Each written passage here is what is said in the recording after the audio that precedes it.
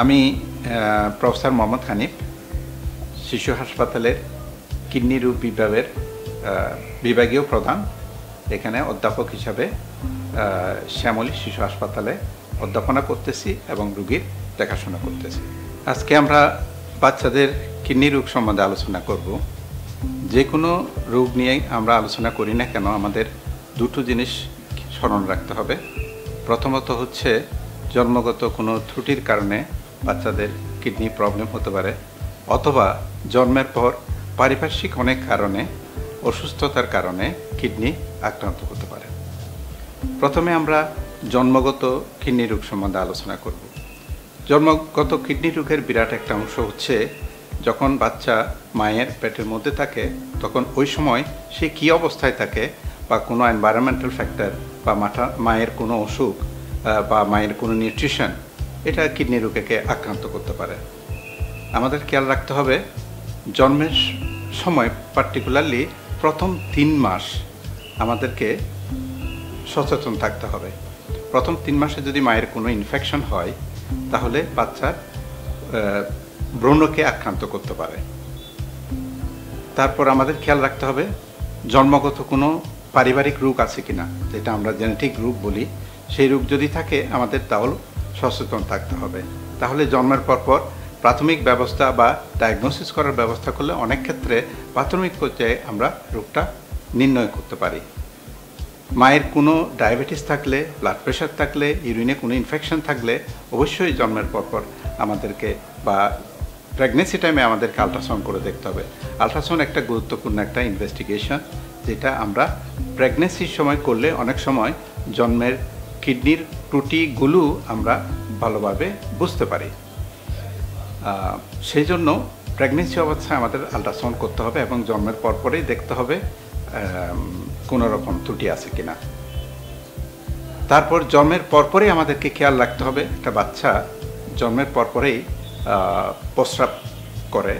এই প্রস্রাব করাটা জন্মের পর প্রস্রাবটা করতেছে কিনা ঠিক মতো আমরা অনেক ক্ষেত্রে একদিন পর্যন্ত অপেক্ষা করতে পারি, তবে খেয়াল রাখতে হবে বাচ্চা ঠিক মতো খাচ্ছে কিনা।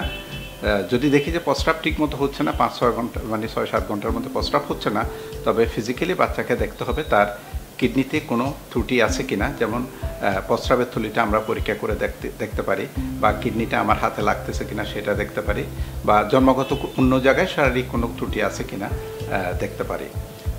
পার্টিকুলারলি আমাদেরকে দেখতে হবে হাত পায়ের কোনো বিকলাঙ্গতা আছে কিনা জন্মের সাথে সাথে, চোখে, কানে, পায়ে যদি থাকে তাহলে আমাদেরকে অ্যাটেনশন দিতে হবে। আর তদুপরি যদি অনেক সময় আমরা মায়ের পেটে আমরা যে অ্যামনিওটিক ফ্লুইড বলি, যেটা পানি বলি পেটের মধ্যে, যেটা বাচ্চার নিউট্রিশনের জন্য দরকার হয়, সেই পানির পরিমাণ স্বাভাবিকের চেয়ে বেশি বা কম থাকলেই বাচ্চার জন্মগত ত্রুটি হওয়ার সম্ভাবনা অনেক বেশি থাকে, সেটাও আমাদেরকে খেয়াল রাখতে হবে। আমি বলতেছিলাম যে জন্মের পরেই প্রস্রাব কেমন হচ্ছে, তবে জন্মের সাথে সাথেই আমরা মায়ের দুধকে করব, শাল দুধ যেটা বলি সেটা, এবং পরবর্তী ক্ষেত্রে ব্রেস্ট মিল্কটা কন্টিনিউ করব। আমরা এখন যে বললাম, যে আলোচনা করলাম কিডনির বাচ্চাদের অসুস্থ থাকলে জন্মগত ত্রুটির কারণে, তবে যে কোনো রোগ প্রাথমিক পর্যায়ে যদি আমরা চিকিৎসা করতে পারি তাহলে কিন্তু মারাত্মক ক্ষতির সম্ভাবনা অনেক বেশি কম থাকে। তো জন্মের পর যে ত্রুটিগুলো বললাম, জন্মগত আমাদের কিডনি থাকে শরীরের পিছনের দিকে 2 পাশে 2টো, তারপর ওখান থেকে একটা টিউব দিয়ে প্রস্রাবের থলিতে প্রস্রাব আসে, তারপর প্রস্রাবের রাস্তা দিয়ে ইউরিনটা বের হয়ে যায়। এই রাস্তাগুলোর যে কোনো জায়গায় জন্মগত ত্রুটির কারণে ব্লক থাকতে পারে বা প্রস্রাবের রাস্তা বন্ধ থাকতে পারে। এটা যদি আমরা এই রাস্তাগুলোর প্রতি যদি আমরা দেখি, আলট্রাসাউন্ড করে দেখি যে কোনো অসুবিধা আছে, সাথে সাথে যদি আমরা সার্জনের সাথে যে এটা অপারেশনের ব্যবস্থা করা হয়, কিংবা অনেক সময় বাচ্চাদের আরও অনেক রোগ থাকে, যেসব ক্ষেত্রে বাচ্চাদের সবচেয়ে বড় ইম্পর্ট্যান্ট সাইন হচ্ছে বাচ্চাদের যে কোনো হওয়ার পিছনে প্রস্রাব। কারণ কিডনি রোগের রিফ্লেকশন হচ্ছে প্রস্রাবটা কেমন হচ্ছে। প্রস্রাবটা আমাদের স্বাভাবিক চেয়ে যদি কোনো রকম অস্বাভাবিক মনে হয় কোনো মায়ের কাছে, তখন কিন্তু অবশ্যই প্রস্রাব পরীক্ষা করে দেখা উচিত এবং ডাক্তারের শরণাপন্ন হওয়া উচিত। আমাদের জানি স্বাভাবিক প্রস্রাবের রং অনেকটা অ্যাম্বার কালার বলি, যেটা আমাদের হালকা হলুদ রং থাকে। আমরা যখন বেশি পানি খাই এটা পরিষ্কার হয়ে যায়। তো অনেক সময় বাচ্চা যখন কিডনি রোগ থাকে, হাত চোখ মুখ ফুলে যেতে পারে, খাওয়ার রুচি কমে যাবে, তারপর বমিটিং হতে পারে, বমি হতে পারে। তবে সর্বোপরি খেয়াল রাখতে হবে আমাদের প্রস্রাবটা কেমন হচ্ছে, এটা কিন্তু সবসময় আমাদের খেয়াল রাখতে হবে। যে কোনো রোগের জন্য প্রস্রাব আমাদের দিনের মধ্যে স্বাভাবিকভাবে, এবং নিউবর্ন বেবিও অনেক সময় 6-7 বার 8 বার প্রস্রাব করে, এর বেশিও করে। তবে 6 বারের যদি কম কোনো বেবি প্রস্রাব করে, তাহলে কিন্তু আমাদের চিন্তা করতে হবে যে বাচ্চার কোনো কিডনিতে কোনো অসুবিধা হচ্ছে কিনা। তখন কিন্তু আমাদের খেয়াল রাখতে হবে খাওয়া দাওয়া ঠিক মতো হচ্ছে কিনা, ব্রেস্টফিড বুকের দুধ ঠিক মতো খাচ্ছে কিনা, সেটা খেয়াল রাখতে হবে। অবশ্যই মায়ের বুকের দুধেই হচ্ছে বাচ্চার জন্য উত্তম জিনিস, এবং এটা খেয়াল রাখতে হবে আমাদের। আর জন্মের পর বাচ্চাদের এই আমরা আরও অনেকগুলো রোগ আমরা জন্মের পর করতে পারি। জন্মগত অনেক ত্রুটি, জেনেটিক যেগুলো বললাম, মা বাপের রোগের যে রোগগুলো থাকে, সেই রোগগুলোর ব্যাপারেও আমাদেরকে সচেতন থাকতে হবে। বাচ্চাদের কিডনি রোগগুলোকে যদি আমরা বিন্যাস করি, আমাদের অনেক সময় মনে হতে পারে বাচ্চাদের কি ব্লাড প্রেশার হয় কি না। বাচ্চাদেরও কিন্তু ব্লাড প্রেশার কিন্তু সবাই হয়, এবং নিউবর্ন বেবি থেকেও বাচ্চাদের ব্লাড প্রেশার বৃদ্ধি থাকতে পারে।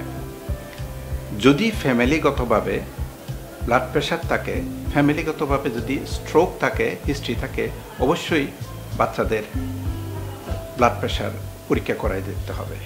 সাধারণত নিয়ম হচ্ছে 3 বছরের পরের থেকে বাচ্চাদের বছরে অন্তত একবার করে ব্লাড প্রেশারটা পরীক্ষা করে দেখা উচিত। কারণ অনেক সময় ব্লাড প্রেশার বৃদ্ধির কারণে ক্রমান্বয়ে কিডনি, হার্ট, চোখ এবং অন্যান্য অঙ্গ প্রত্যঙ্গ আঘাত করতে পারে বা ক্ষতিগ্রস্ত হতে পারে। সেই জন্য আমাদেরকে 3 বছর বয়সের পর থেকে অবশ্যই ব্লাড প্রেশারটা পরীক্ষা করে দেখা উচিত।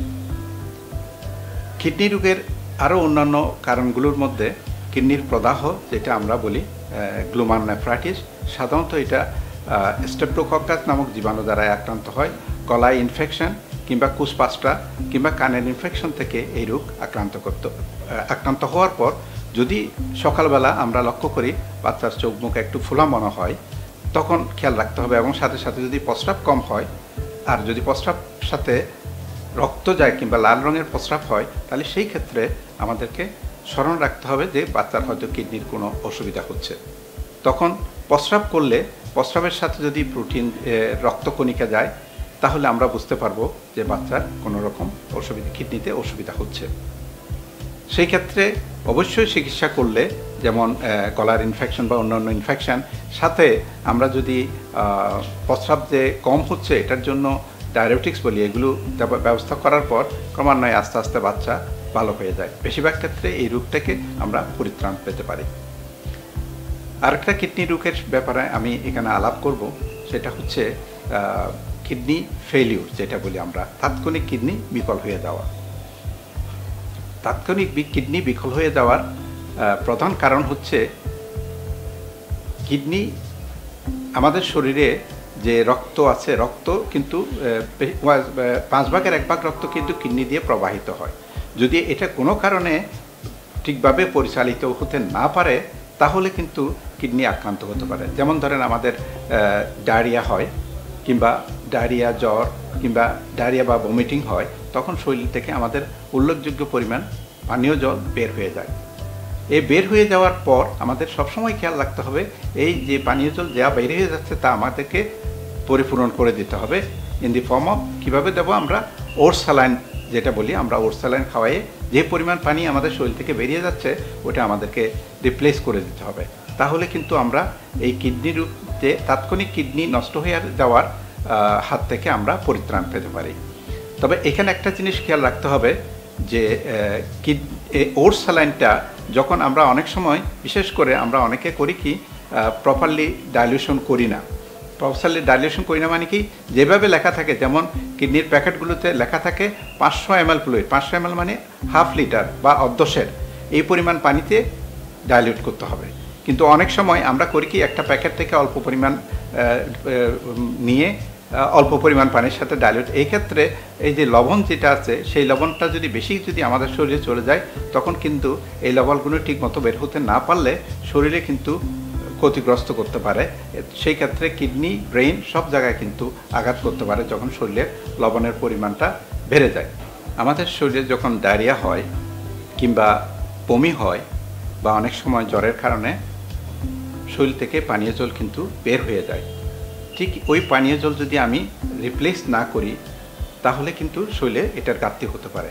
এবং এই রিপ্লেস করার পদ্ধতি হচ্ছে, যদি আমাদের শরীরের ডায়রিয়া বা বমির জন্য বমি হয় তখন আমাদেরকে ওরসালাইন, যেটা আমাদের সবাই জানি, সেই ওরসালাইন দিয়ে রিপ্লেস করতে হবে, কারণ এই সময় আমাদের শরীর থেকে উল্লেখযোগ্য পরিমাণ লবণ বের হয়ে যায়। তো যে পরিমাণ পানি আমাদের বের হয়ে যায় ক্রমান্বয়ে আমাদেরকে অল্প অল্প করে সেই জিনিসটা রিপ্লেস করতে হবে। তবে এখানে খেয়াল রাখতে হবে, অনেক বাচ্চার কিন্তু ডায়রিয়া বমি একত্র হয়, সেই ক্ষেত্রে কিন্তু তারা ওরসালাইন টলারেট করতে পারে না বা নিতে পারে না, তখন কি করতে হবে আমাদেরকে? সেই ক্ষেত্রে কিন্তু আমাদেরকে ডাক্তারের শরণাপন্ন হতে হবে এবং অবশ্যই হসপিটালে যেতে হবে, কারণ অনেক সময় আমাদের আইভি দিয়ে এই স্যালাইনটা দিতে হয়। যদি দেখা যাচ্ছে বমি করার পরও বাচ্চারা ওর স্যালাইনটা টলারেট করতেছে না, বমি করে দিচ্ছে।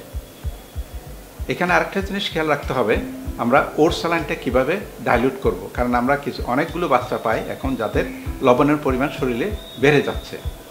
যে এটার কারণটা হচ্ছে আমরা ঠিকমতো ওর স্যালাইনটা ডাইলিউট করি না। যে প্যাকেটের মধ্যে নির্দেশিকা আছে যে এটা কি আধা লিটার বা অর্ধশের পানির সাথে মিশাতে হবে না 1 পানির সাথে মিশাতে হবে, ঠিক অ্যাকর্ডিংলি কিন্তু আমাদেরকে রিজলভ করতে হবে। অনেক মা কিন্তু আমরা করি কি অল্প পরিমাণ স্যালাইন নিয়ে অল্প পরিমাণ পানির সাথে ডিজলভ করি, এই ক্ষেত্রে কিন্তু প্রপারলি কিন্তু ডাইলিউট নাও হতে পারে। তো সেই জন্য লবণের পরিমাণ যদি শরীরে বেশি হয়ে যায় তাহলে সেটা ব্রেইন, কিডনি এবং শরীরের অন্যান্য অঙ্গ প্রত্যঙ্গে ক্ষতিগ্রস্ত করতে পারে। তাহলে আমাদেরকে অবশ্যই স্মরণ রাখতে হবে কিভাবে ওর স্যালাইনটা ডাইলিউট করতে হবে এবং শরীর থেকে পানীয় জল বের হওয়ার পর, যেমন ডায়রিয়া, বমি বা জ্বরের পর কিভাবে আমাদেরকে রিপ্লেস করতে হবে। এইটা যদি স্মরণ রাখতে পারি আমরা এই ডায়রিয়া রোগের চিকিৎসা অ্যাপ্রোপ্রিয়েটলি করতে পারবো, প্লাস আমরা কিডনি রোগটা প্রতিরোধ করতে পারবো। আমাদের আরও কিছু বিষয়ে স্মরণ রাখতে হবে। বাচ্চাদের আমরা অনেক সময় যে আমরা বিভিন্ন রকম ক্ষতিকারক ওষুধ ব্যবহার করি, সব সময় ডাক্তারের পরামর্শ ছাড়া অনেক সময় যে কোনো ওষুধের দোকান থেকে যে ওষুধপত্র কিনে নিই। আমাদের অবশ্যই স্মরণ রাখতে হবে বাচ্চাদের ওষুধের ব্যাপারে কি ডোজে দিতে হবে, এটা অ্যাপ্রোপ্রিয়েট ডোজ আছে, তার বয়সের সাথে তার ওজনের সাথে সম্পৃক্ত রেখে ডাক্তাররা কিন্তু ওজন ক্যালকুলেট করে এটা ওষুধটা দিয়ে থাকে। একজন ফার্মাসিস্ট অনেক সময় সেটা প্রপারলি বলতে নাও পারে। সুতরাং যে কোনো ওষুধ নেওয়ার সময় অবশ্যই ডাক্তারের পরামর্শ নিয়ে আমাদেরকে নিতে হবে। আর আরেকটা জিনিস খেয়াল রাখতে হবে, বাচ্চাদের অনেকগুলো রোগ আছে, বিশেষ করে যখন বাতজনিত রোগ বা এগুলোর জন্য আমরা অনেক সময় টুটকা পাটকা যারা চিকিৎসা করে তাদের শরণাপন্ন হই, কিন্তু তারা যেসব চিকিৎসা দিয়ে থাকে তাতে অনেক পরিমাণ মেটাল এবং অনেক কিছু জিনিস এফেক্ট দিয়ে থাকে যেগুলো আমাদের কিডনিকে আক্রান্ত করে। এবং এইসব ক্ষেত্রে এই আক্রান্তটা এত স্লোলি হয় যে আমরা অনেক সময় বুঝতে পারি না, আর যখনই বুঝতে পারি তখন কিন্তু আমাদের সর্বনাশ হয়ে যায়। তা আমাদের সবসময় খেয়াল রাখতে হবে, যে কোনো অসুখ হোক আমাদের চিকিৎসার ব্যবস্থা আছে, আমাদের ডাক্তারের শরণাপন্ন, হাসপাতালের শরণাপন্ন হবে, কারণ সবসময় মনে রাখতে হবে ডাক্তার আপনার বন্ধু।